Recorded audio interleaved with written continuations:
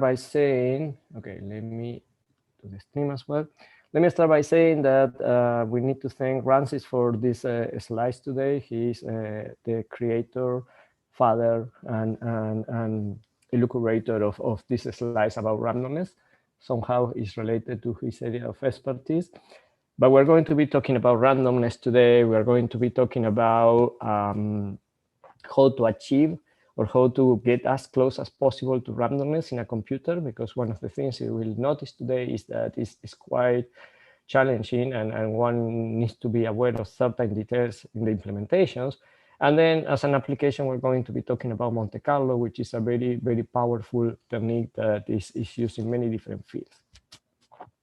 So why randomness? Well, randomness, believe it or not, is a good thing. Many people will say, okay, depending on which field you are, right? If you are acquiring data and you have random noise, that may be not so good for you. But in many other different cases, either randomness is something intrinsic to your system, is part of the system, or is something that it can be useful in some cases. So why randomness in scientific computer? Well, to simulate some physical phenomenon that has noise.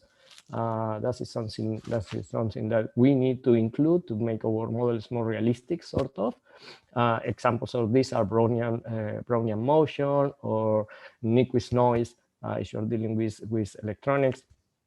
So this is in terms of the description of the representation of the model. This is real randomness, or real randomness in the sense that you are trying to mimic the effect that you see in nature, in reality. Thank you, Rancis, for that. So Rancis already created the assignment Dropbox for assignment 7. So there you go.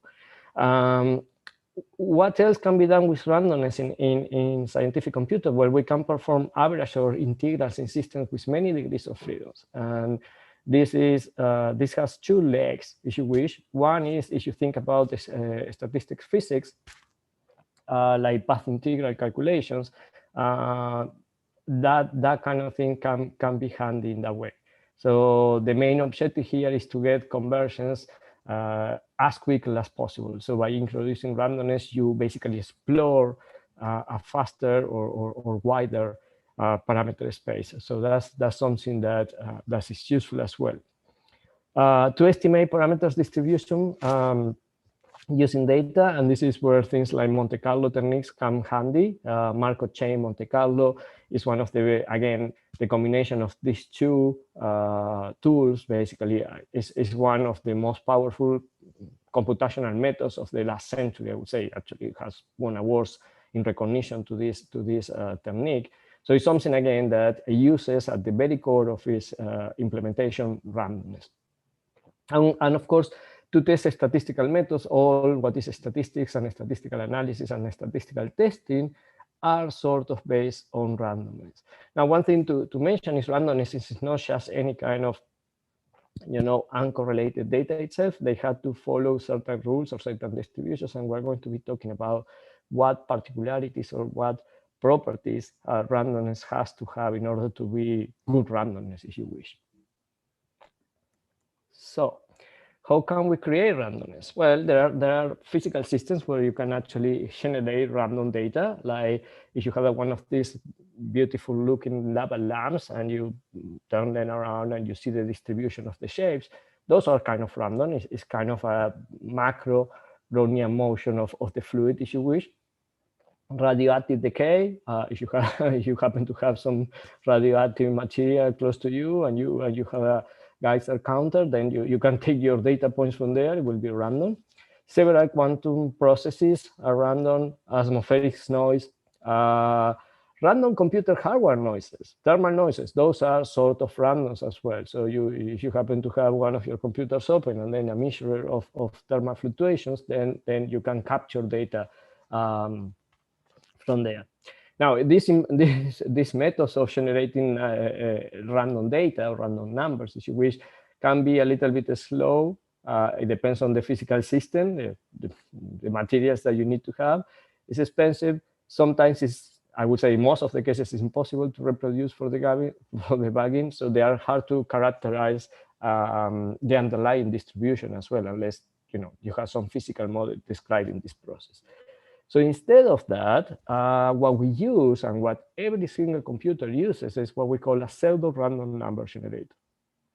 So they are not true random numbers in the sense that they are generated through an algorithm that tries to produce as close as possible a random number.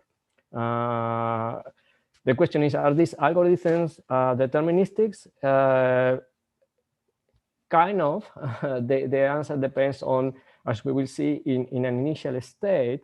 And if your initial state is given, then you kind of sort of predict what are going to be the next random numbers. So, something to bear in mind. Now, the important thing to recall is they only had to add as is the word random, meaning that there are certain properties that we can look at them and see if they are whole, then these are good candidates for us to work as a random number generator. So some examples of this is how fair the random number generator is and the correlation between the sequence of the random numbers.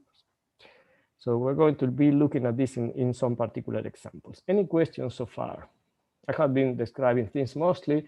I imagine a few of you may be familiar with randomness and use one way or another in your research field. So probably it's not something that comes as a surprise. So this is how most of the pseudo-random number generators work. You start by defining what we call in a generic manner a state. And this is done in most of the cases by initializing a given value or values. So this we call the seed. So this is the initial state, and from the seed, then we will start to generate these random numbers. We produce number from this state, and this state is advanced deterministically. That's where the things get a little bit interesting, sort of. And then you continue. You use the next state to generate the next random number, and so on. So it's a cascade. So that's why if you set the seed to a given value, you kind of deterministically, if you know the recipe, predict which are the next states. Now, what computers usually do is try to not set the seed and then assign the seed to something that changes all the time. Like, for instance, the moment of time, the time, exactly the time at which you started your random number generator. And when I mean the time, it's just not the hour of the day, but the hour and the actual date. So in that way, it's a unique seed. And when you take that as your state, your initial state, then whatever you're going to produce is going to be different from anything else that you have produced before. So the thing, again, this is not perfect, but this is good. We're going to see better implementations and others that are not so good, but this is a starting point. And the important thing to bear in mind is that in terms of practicality, as long as the numbers produced behave as if they were independent, if they were identically distributed, meaning that they follow a given distribution, and of course, according to a predefined distribution, we will be okay. And again, that's something important to remember, right? When we're talking about random samples, there is always some sort of underlying distribution. Okay, we may know it or may not know it, but there is some sort of, at least if you believe in statistics, there is some sort of underlying distribution that produces that. And that is basically the other piece of the recipe for generating these pseudo-random numbers. We need to more or less say, okay, our distribution is going to be uniform. It's going to be a Poisson distribution. It's going to be exponential distribution. It's going to be a Gaussian distribution. Some sort of distribution guiding the process of sorting or sampling these random numbers.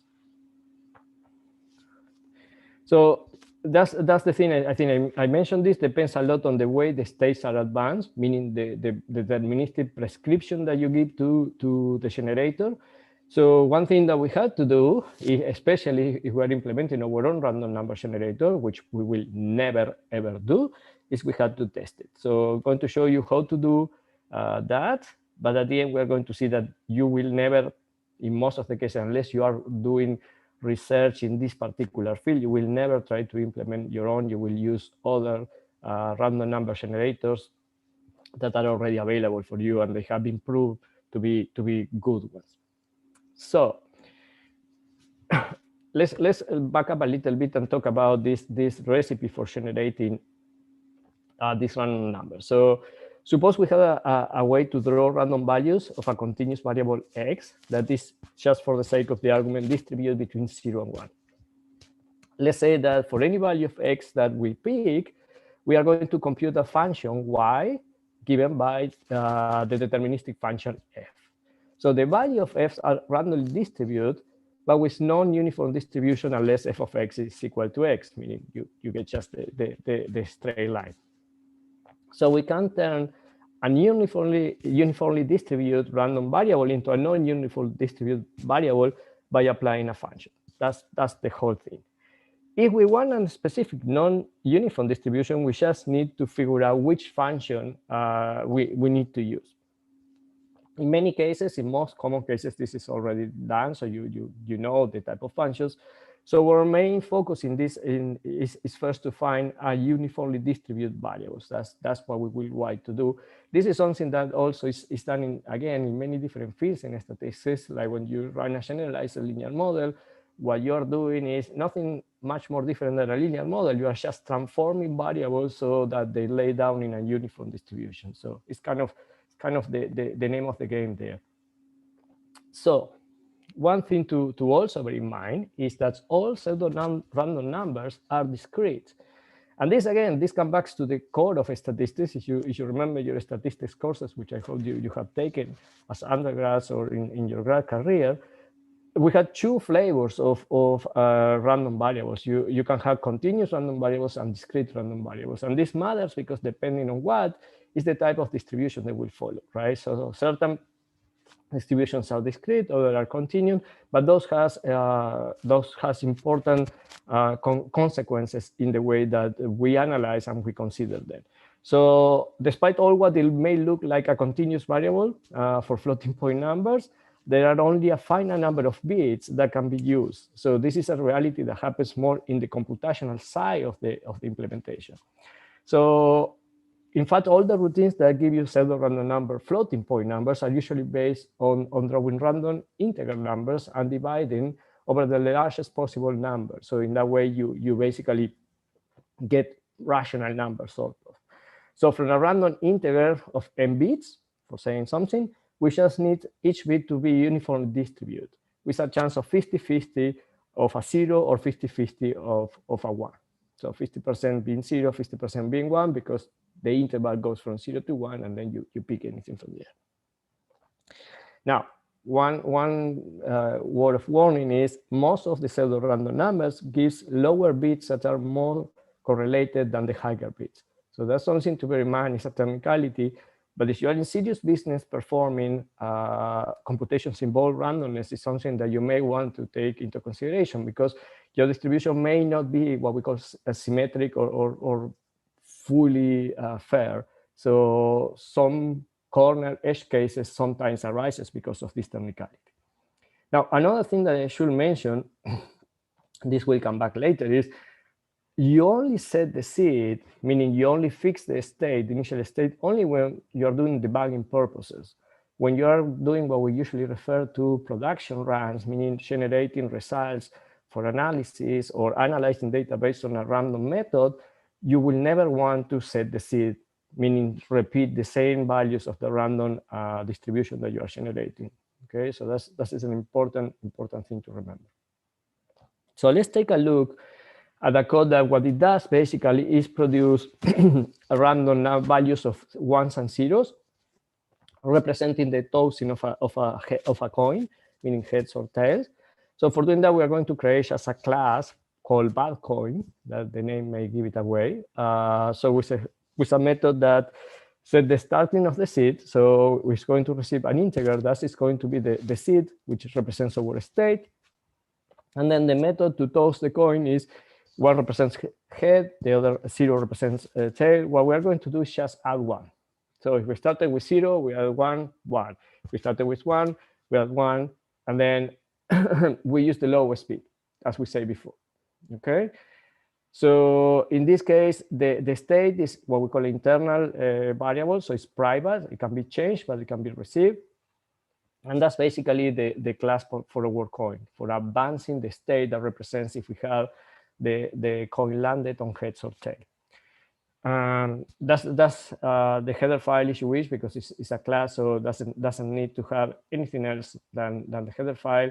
We're going to include the bad coin. We define a coin. We start using a state of 13, and then we repeat this 20 times. So we're going to flip the coin 20 times.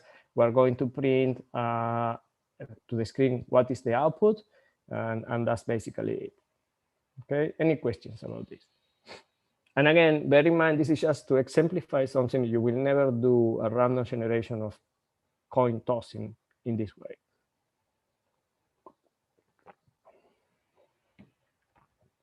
So the questions we want to answer now is, what is the result of tossing the coins 20 times? And is this a fair random number generator, a fair random tossing coin generator, yes or not? So, and of course, the other point that we would like to see is the independence of these samples. So suppose that we draw, just to measure these quantities, there are two things you can look at. So the first one is fairness. So for computing the fairness, what we're going to do is a histogram counting the occurrences of the value. So in this case, it will be with 2 columns only, because we have heads or tails, 0 or 1. But in general, you can, if for n samples, you can create a histogram and see how the distribution of the different bins that represent the different ranges of value accumulate. So in this case, X, what you are adding on X, this is our old friend, the Kronecker delta, which basically gives you 1 if X and Xi are the same, and give you 0 otherwise. And this works fine because in this case, our samples are discrete. If not, you may need to adjust this for Dirac delta or something like that if we are talking about continuous quantity, but the same concept applies. Bearing in mind, though, that the samples are going to be discrete. The other thing we want to look at is the independence of the samples. Are these samples independent? So for measuring that, we can look at the correlations between the samples. Again, it's a concept taken or borrowed from statistics. And the way we're going to define is similar to the way that you are defining the correlation for the gravitational wave assignment. Basically, the inner product in a given base between the signals xi and xi plus j. So the coefficient Cj compare these two correlations for these two functions. We divide over the total number of samples, and we add over the total number of samples, and that will give you the correlation. If we get independent samples, then this should go as 1 over the square root of n. This again comes from, if you want to think about it in a way, diffusion, the process of diffusions, or random walkers, or Brownian motion. All of them has this type of behavior. As we increase n, the correlation goes as 1 over square root of n. Okay, so that's something to also bear in mind. So these are the indicators, the estimators that we're going to be looking to talk about to measure fairness and independence.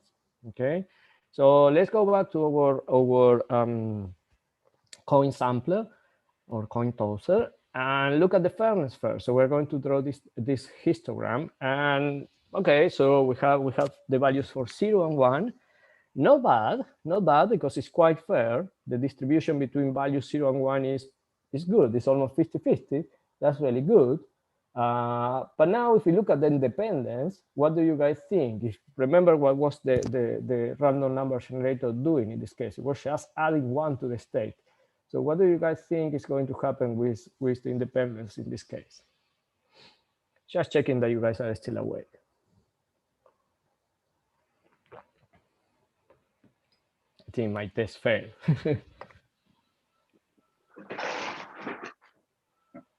You can also look up the slides. Either way, it will work. So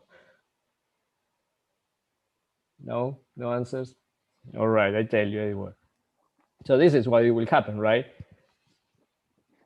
Exactly, Michael. That's exactly right, because the state was adding 1. So basically, and that is also why the fairness was so good, right? Because I jumped between 0 and 1, 0 and 1, 0 and 1, 0 and 1.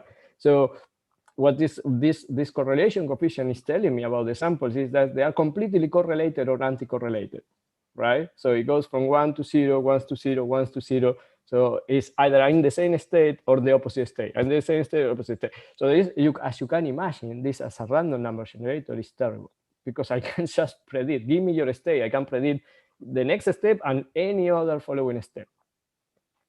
Does this make sense? I mean, is that because this is a binary process? Not only that, is because we can have, if you use the binary distribution, right? You can have a much better, and we're going to see how to fix this or try to fix it or get a little bit better pseudo-random number for this process, is because our state is so deterministic that even me, without knowing what the state does, I can see this plot, right? I can't know anything about the pseudo-random number generator, but I can see this plot and say, hey, wait a second, there's something not quite correct here, right? Because my randomness is not randomness anymore. No. Makes sense? Exactly. Something different than just 1 0 1 0 1 0. This very strong pattern of the changes being very, very deterministic. Gabe is asking, what are the issues with pseudo aside from the fact that they are deterministically set by the seed? Oh, there are a couple of issues. So these three concepts we discussed, fairness, independence, or correlation, are just the ones that you really need to be aware of. Some of them pay the price by being a little bit slower in terms of performance. Some of them pay the price that they may show correlations a very long periods. So if you need to generate, let's say, I don't know, 1,000, 10,000, 100,000 numbers, maybe you are okay. If you need to go 1,000,000 numbers, you may start to see signatures of patterns again there. So a little bit of that depends on what you need to do with the random numbers. And again, bear in mind, if we start to see signatures, this is a string case, right? Where the periodicity of the random numbers start to show up right away. But again, if you really need to reproduce randomness, either because your model requires that, or because you're trying to explore a wide parameter space, you don't want that. You want to really try to have your random numbers as random as possible. And these two quantities try to tell you how good they are.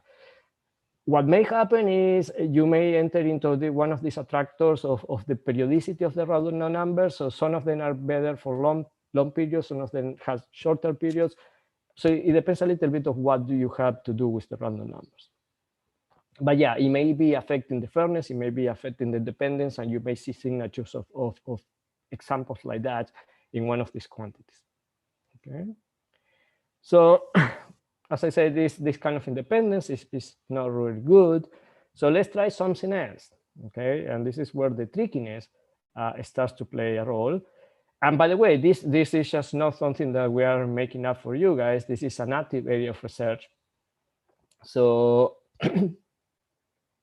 so what we usually try to do is try to follow what is the leading convention in the field. But this is a true area of research for many people doing computer science or numerical analysis. So they spend their life trying to develop proper random number generators. So this improved version, what it's doing, instead of just adding one, is taking a more convoluted, if you wish, way to evolve the state.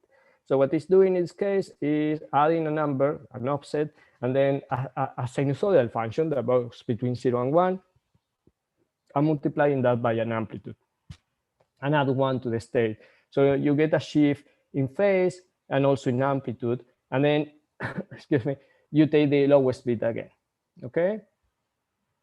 And that's basically, that's the change that we did. We basically changed the recipe for evolving the state. Let's see how this works. Okay, so let's take a look at the same indicators as we did before, the fairness. And it's a little bit less fair. You see more, as we described before, in some cases, more contributions to the lower end of the distribution. Okay, maybe 20 is not a big number. Maybe something has to do with the sample size, how many samples we're having. But let's look at the independence. And now the independence is a little bit better, right? Because it goes from 1, the first state, okay, but then it oscillates around 0, which is not necessarily bad. Okay, so it could be thing to be a little bit better on that regard. Okay, now this is, as I say, it's 20. Usually, another thing that you want to test with random numbers, and I mentioned this, is because sometimes you can have a long period, meaning that you don't see signatures of correlations until you start to repeat, because your functions, I was using a particular function, the sinusoidal function, which is a periodic function, doesn't show up signatures until you hit the period of the function. So let's crank up the number of samples. And now, okay, the fairness not only get different, but switch. And it's, as you can see, it's quite unfair because you get almost more than 75% of the samples in one of the states. That's not fair by any means. But also the independence is bad because you start to see the signatures of the periodicity of the function that we use to evolve the state. I give you that, of course, I pick a function that has a period. Was kind of obviously going to happen. But the point being is, okay, creating a random number generator is not as trivial as you may think initially, okay? Any questions about this?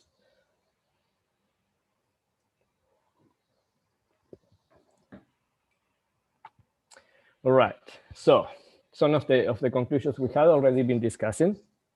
What properties do we expect from a random number generator? Number one, we would like to pick from a given distribution, call it Gaussian, call it normal or uniform or Poisson, pick your poison, right? Sometimes we know what the statistics describe the underlying processes. If it is white noise, for instance, we need to be able to model that, and that way we need to pick which distribution we want. So we will really want that a random number generator can pick from one of these given distributions. We want them to be unpredictable, right? As soon as I can predict the following random number, like the first example I showed you of the coin, that random number is not a random number anymore. We want them to be reproducible, meaning that if I set the seed, I should get the same reproducible values, although still I can reproduce if I run it once, but not if it is the first time. We need to then be generated quickly. And I told you, one of the downsides of very good random number generators is that they can be a little bit slower. So now it's a trade-off thing, right? You need things quickly, but you need to have good quality of things, let's say. And we need to have a long period. That's the last point I was making before. If for different reasons, sometimes random number generators use some sort of trigonometric functions, you need to be aware that some of them, they have an implicit periodicity implied because of that. So you really want to have very, very long periods. So it's not simple to generate pseudo-random numbers, and things can get really, really nasty and tricky. And as I told you, this is an active area of research. So there's people that they spend most of their careers looking for these pseudo-random numbers. So instead, what we are going to use, what we have been, or it has been a common theme in this course, is that we're going to use libraries that have been proved and tested and are proper random number generators, okay? Or in this case, not necessarily libraries, but the random number generators that are in some of the standards. So this is from C++11, but applies still to C++14. What we're going to use instead is, excuse me, is we're going to use an engine. You have seen this already, right? Remember, where have you seen this type of approach with an engine generating some randomness for you? Some of you loved it, some of you hate it. The ants, exactly, the ants, my friends, the ants. That's right, the random partition module, exactly right. And that's exactly what it's doing. It's using the engine provided by the C compiler. And in this case, what I just want, because my code has only 2 states, is an uniform distribution for this, okay? This weird keyword that we promise it will be a little bit more better explained in a second, is the actual engine in charge, is the actual algorithm in charge of generating the pseudo-random numbers, and it's a really good one. Yes, so it's one of the really good ones that you should be using whenever you really want to use randomness in your codes. Okay, so this is Basically, what we are going to do is we are going to substitute the method that we used to toss the coin. We're going to just return uniform after setting the engine to be the Mersner-Twisner engine. Don't ask me about the number, but it's related to the period that it uses in particular. So that's the engine we're going to be using in this case. And if we do that, the fairness you can see is fair. I mean, it's not perfect, but that's okay. It's in a 200 sample, we are talking about percentage or two of difference. So that's not necessarily bad. Maybe a little bit more than that, but not order of percentage in the difference in the fairness. But the correlation is completely uncorrelated. And that is one of the strong things that this random number generator will give you. The implementation, as I was showing you before, is not much more different or difficult than the one we did ourselves. Actually, it's a little bit more clean because everything is encapsulated. You can use it in classes, you can use it in functions. That's all good. Okay. And if you want, you can just change the engine and you will get another engine generating your random numbers. Okay, so you basically pick the engine, pick the distribution. In this case, we are talking about integers. That's why the uniform integral distribution is the one that we use for uniform. All right. So that's as I said, this is a common theme that you have seen across this course. It's something that probably you haven't seen much in other courses that you have taken in numerical analysis, where people is asking you to create your own things, and that's fine because it's a good idea to do it once. But if you are going to be doing research, top-notch research, as I know you guys are doing, you want to have the best of the best, and the best of the best in terms of random number generators is not to implement your own, unless you are doing research on that field, is to use the really good ones that are available for you to use. So other tests that you can, so I think someone was asking before, let me see, I think Gabe was asking about this.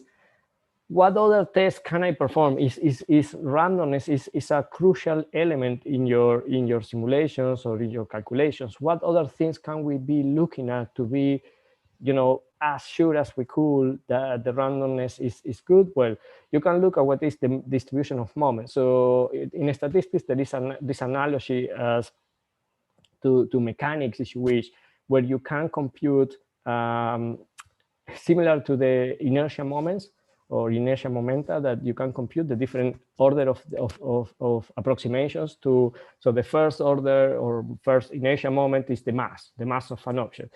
The second is the actual momentum. The third one is the rotation, or the distribution of the rotation of the masses. But similarly, you can do that computation with the statistical samples that you have. So the first one will be the mean value.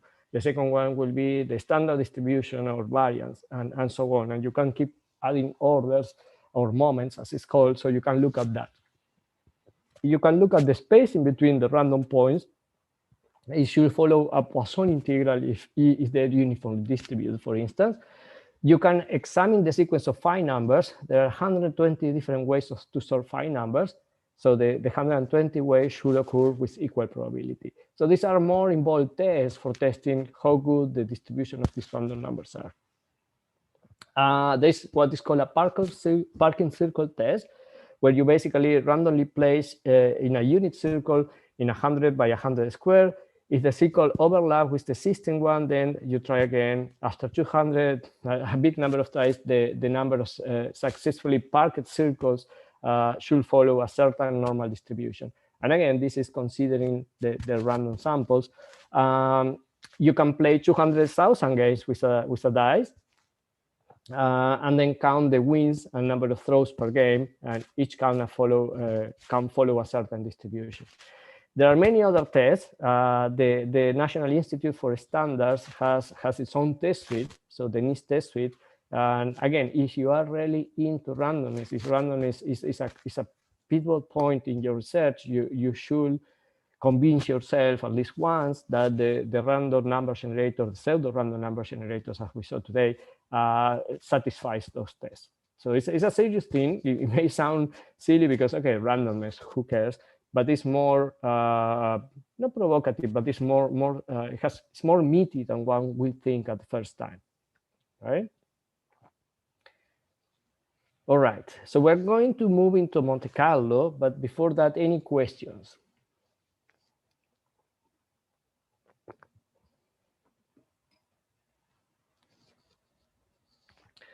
You know what? I'm not sure. Maybe Rancis remember why is the naming of the 1993 7. Yeah, I'm not sure. At some point, I believe it was related to part of the period it was using or some of the constants, but you may be right, and it may be due to the date it was created. I'm not really sure. Yeah, that was my recollection. It has to do something with uh, the seed or something like that. But who knows? It's you know. All right. So it's a good thing. A good question though. Yeah, that was my recollection. Something related, yeah, to internal part of the state of the generator. All right. So, before that, because we talk about what are good random numbers, and I didn't mention then. So before switching to Monte Carlo, which will use this as part of it, which are some good random number generators? R2017 is a good lag Fibonacci generator, and by the way, many of these. This is another interesting thing. Many of these random number generators use underneath Fibonacci series or sequences of numbers. And one of the good things and bad things, I tell you, this is you don't need to know this, but this is something interesting I just learned, is Fibonacci sequences are by definition recursive, right? You can define a Fibonacci number as the addition of the two previous Fibonacci numbers. And so this type of implementations call for what we usually use as a recursive implementation. I don't think we have seen many examples of this, but if you have been programming enough, you may have hit recursion or recursive implementations quite frequently. The issue with recursive calls, in particular in high performance computing and numerical analysis, is they are quite expensive, they are quite costly, because they are calling themselves n times as you want to generate numbers. So this has two side effects. Number one is way slower. Usually, this is true in general, recursive implementations are way slower than interrupted implementation, like a for loop, for instance. But on top of that, they are very expensive in terms of the memory utilization, because the function stacks is increasing exponentially, if you wish, because it's functions calls after functions calls after functions calls. And in some cases, if you try to do it in Python, for instance, not the best case, not the best choice, you will blow up the stack. 1,000 iterations is limited by the Python interpreter. You can change that, but it will blow up your stack right away. All that to be said, that some of these random number generators can be slow also because the way they implement that. There are ways to mitigate that, but just the naive ones may pay the price there. So R1279 is a good lagged Fibonacci generator. The Mersenne twister is the one that we were using before, and you guys covered this is part of the state that is using the well generator because uses a well skill distribute long period linear, which is developed at University of Montreal. Is another one. Random number generators to do not use, okay, not so good. R12 250 is a bad, notice that it is using similar prescription, is a bad lagged Fibonacci generator. Anything from numerical recipes has short periods, is slow, in particular run 0 and run 1, not to be used. They fail most of the statistical tests. Some of the tests that we saw today, they will fail. Any standard unit generator like run or DRAM48, short periods and high correlation. So don't use them. Now you know how to test at least the main properties. If you pick another one or someone recommends another one, just do a little bit of scrutiny there, just to be sure that you know it's a good one. But if not, go with this list. I think the niche page also has some recommendations too. All right. Okay. So what we were saying before, let's talk a little bit about Monte Carlo.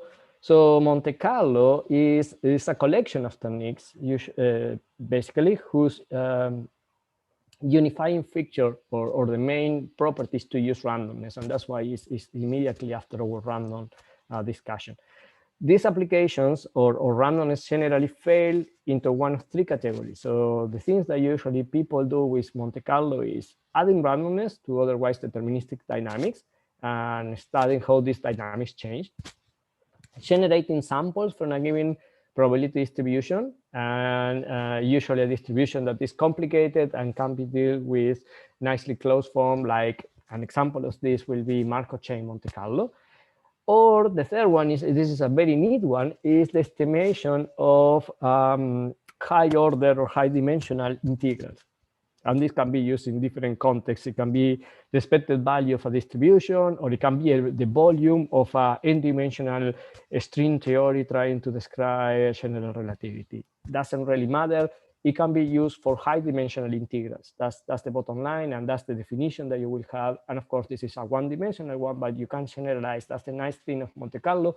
You can generalize this to n-dimensional space. So it's a very powerful technique. It's relatively not too complicated to implement. The complications comes by the high dimensionality of the spaces, but also the constraints that you may want to put there. But other than that, in terms of implementing it numerically, it's not so bad, okay? But what is important for this to work is to have a really good random number generator. And that is what is tied to the previous discussion that we had. So we'll show you a couple of examples. It's more to let you know about this technique than anything else. There is a model called Nagel-Schnenger traffic. It's a one-dimensional toy model that is used to generate traffic light behavior. So the idea here is that at each time step in the model, we will follow certain rules, and that will be applied to each car in the simulation. And these are the rules that we are going to see. It's a very simple model, but you will see it's still interesting, the behavior that you can obtain back. So first rule, if the velocity is below a maximum velocity, then we will increase the velocity by 1. We're going to try to speed up. That's natural behavior in drivers, I would say. If the car in front of the given car is at distance d away, and this is in unitless dimensions, so we can compare b with distance. It's very physics or general relativity driven. If b is greater or equal d, then we reduce the velocity to d minus 1. So we don't want to hit the car in front of us. Again, something expected in a cautious driver, let's say. And what we're going to do, this is the random part, is we're going to add some randomness. So if the velocity is greater than 0, well, with a probability p, the car will reduce its speed by 1. Okay, so that is where we're going to simulate sort of this random appearance of a traffic jam. And so the car moves ahead by b steps on a circular track, and then basically the four rules that we described before reduce to the following. The b is the minimum between b plus 1 and b maximum, meaning that if we didn't hit b maximum, we increase b by 1. If we had a car in front of us, we do the minimum between b and d minus 1, so we don't crash into the car.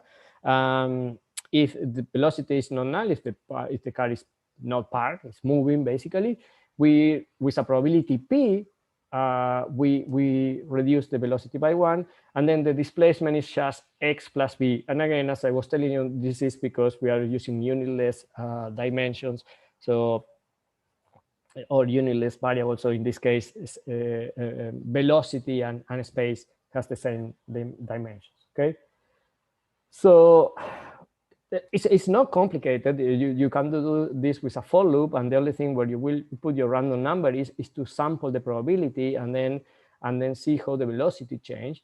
Now, if you look at the results, this is an example run with 200 cars with a grid size 1,000, so 1,000 positions. The cutoff probability, meaning the probability that makes the reduction of the velocity or not, is 13%. At the maximum velocity is 5.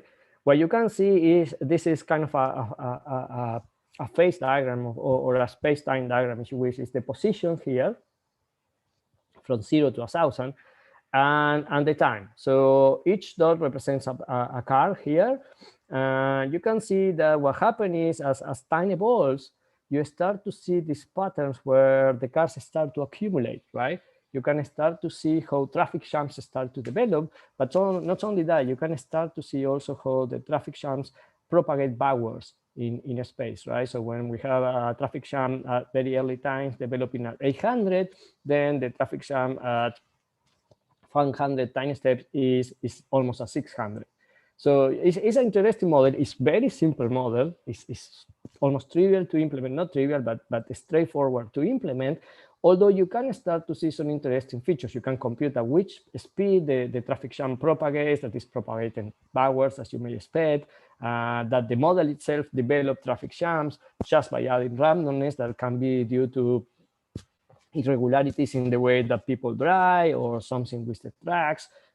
Doesn't matter. It's a simple model that just by considering a random addition, which falls under the category of Monte Carlo, you can start to see this kind of interesting conclusions from a very simple model. Again, just a quick example. So if you want to look into the details of this, how this random step is applied, this is the crucial element, right? If the velocity is different from 0 with a probability p, we change the velocity to be -1. How do you do that? We mentioned we will draw a random number r using our favorite pseudo random numbers generator with a uniform distribution between 0 and 1. And for the chosen value of p between 0 and 1, the change that r is less than the p value is the crucial point. So in this case, I was thinking of 13%. So it means that if the sample, if the random number is below 13%, we will change the value of the velocities. Is above, you don't change it. So that's the prescription. Again, it's an if statement within a for loop. Nothing too profound about that, but you can start to see how this impacts the model. You can actually turn off randomness and see that probably no traffic jams will develop at all.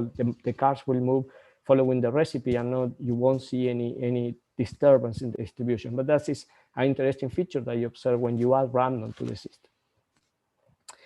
Another example, this is again Ramsey's baby, is a molecular motion inspired example. Let's consider a collection of molecules, and for each time step, what the algorithm does is it randomly perturbs the position of a given molecule, and then you compute. So this is a more realistic scenario, right? You will have a constraint system where you will have energy bounds to limit the behavior. So you will compute the total energy of the system by a sum over pairwise potentials. If the energy of the system goes down, you remain in the same position because it's not energetic favorable for you. If the energy of the system goes up, you keep the position if the random number is smaller than the Gibbs distribution of the energy. That's what the exponential of the delta E over T encompasses. This is your statistical mechanics course kicking in. And then and T is the temperature of the system. So repeat for all the molecules, and you repeat for all the times. And now you are in the business of molecular dynamics. That's what molecular dynamics codes do in a very, very, very, very simplified manner. Of course, they have way more ingredients to that to make this realistic. One thing to bear in mind, and this is one of the take-home messages for molecular dynamics, is this represents the convergence state or the steady state that the system can achieve after a long number of iterations. It's not really good for describing what we call transitory or transition systems or transitory states. It's more for describing the long-term behavior of the system, the steady state of the system than the transition into that. And just to show you an example, let's take a look at a spherical shell. So let's consider particles that are positioned in a spherical shell, and then they will fall down and they can escape by the bottom. And so this is the initial state. So we're going to have a spherical cavity, and the molecules all concentrated in a circular region, and then they will start to evolve. And sometimes there's a small hole here, and because gravity is pulling them down, then due to the molecular randomness, you will see how they disperse. And I have a short movie here. You guys see the movie? Let me see. I'm checking the YouTube stream. I hope you guys can see the movie.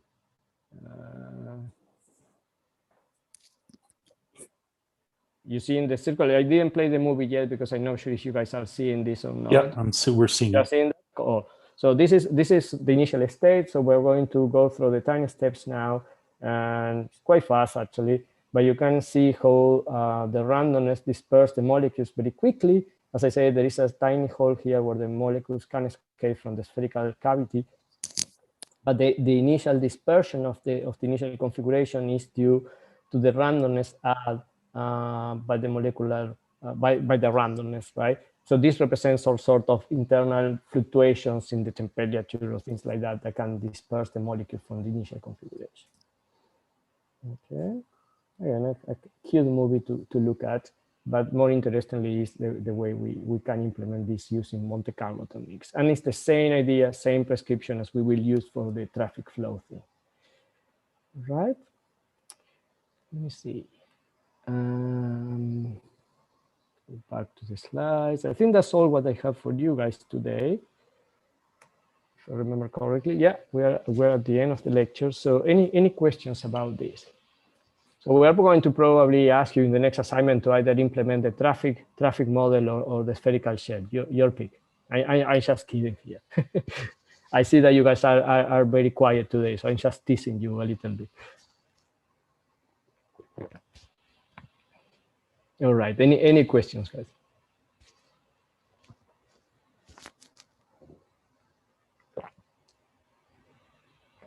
Okay. So if we don't have any questions, what we're going to do is I'm just going to repeat this I mentioned at the beginning. I'm going to be adding a sentence or a plot, whatever it looks a little bit better for the gravitational wave assignment. So you kind of have a little bit of a guideline of what is values to expect. Don't go too crazy if you see that the values don't exactly match. They should be in the range though.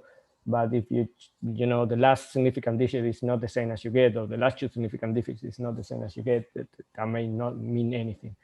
Okay. Again, the concrete values may depend on the way that you decide to implement this. Anything else I was going to say? Oh yeah, and tomorrow we have office hours from 2 to 3. All right. And I think that with that said, if you guys don't have any more questions, we're going to stop here. Good question, Alessandra. So Alexandra is asking, is the due date for the assignment is Friday? And I believe that's correct because we posted it on Friday because you guys were still working on the unit test one. So I would say yes, without checking the description of the assignment. Francis, you can correct me if I'm mistaken, but I think that's correct. Yes, thank you, Francis. Yes, it's the due date is Friday midnight. Yeah. I remember we talked about that, and I also remember that we wanted to come back to our original schedule. That was I was a little bit hesitant, but yeah, we are still on the Friday schedule. So yeah. Okay. All right, everyone. So we will see you maybe tomorrow, or if not on Thursday. Have a good one, everyone.